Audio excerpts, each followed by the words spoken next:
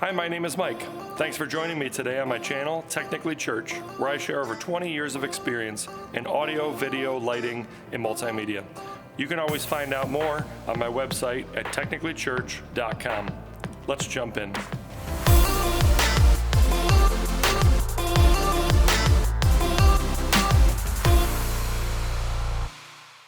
In this video, I'm going to show you how to load an audio file from the USB drive on the Behringer Wing and use it in your show.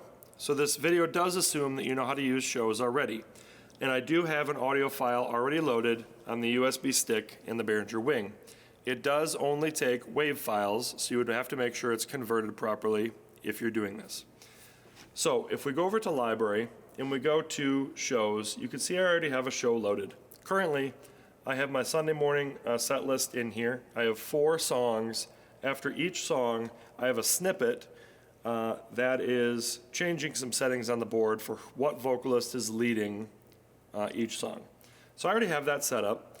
And on my USB drive, you can see here, I have a WAV file called Mountains.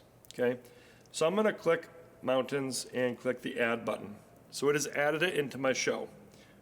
If I don't like where it's at, I can obviously move it up or down. So I'm going to move it below my first song, which is my testimony. And I'm actually going to link it to my testimony. So what will happen here is when I load the scene, in this case it's called a snapshot on the Behringer Wing. If I load the snapshot, my testimony, my first one, it'll auto-play that WAV file. And it's going to play that wherever you have your 2-track USB patched. So in my case, I have it actually not patched in at all. So I'm going to go to an open channel. I'm going to go to Routing, Sources, USB player, and click on my 2-track. So now I have that loaded here on my aux 2 channel. Make sure that's unmuted and just at a low volume for now. So now if I go back to Library and I click on my first snapshot and I click Go, what should happen is it should auto-play that WAV file. And there it goes. It's playing on the 2-track here.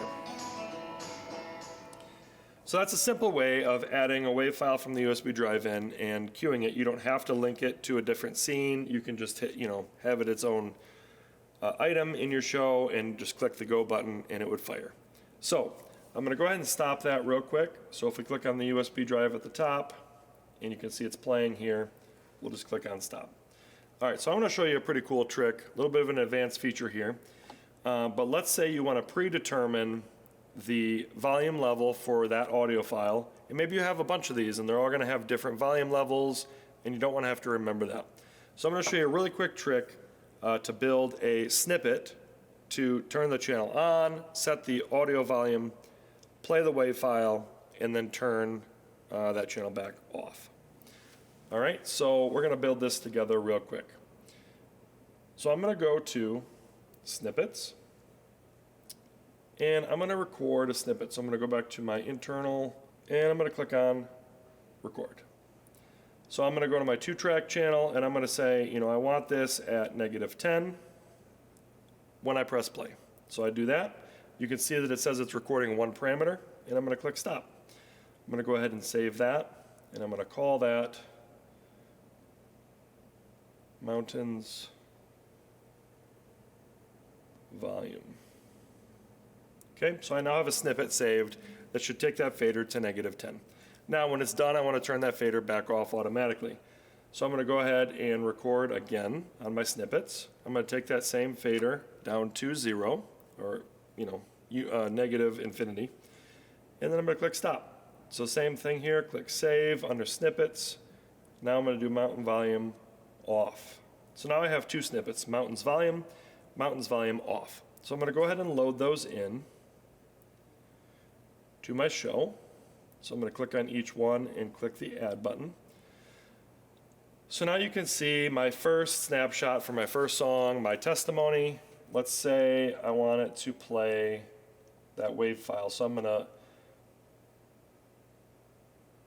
do my testimony, then mountains volume snippet.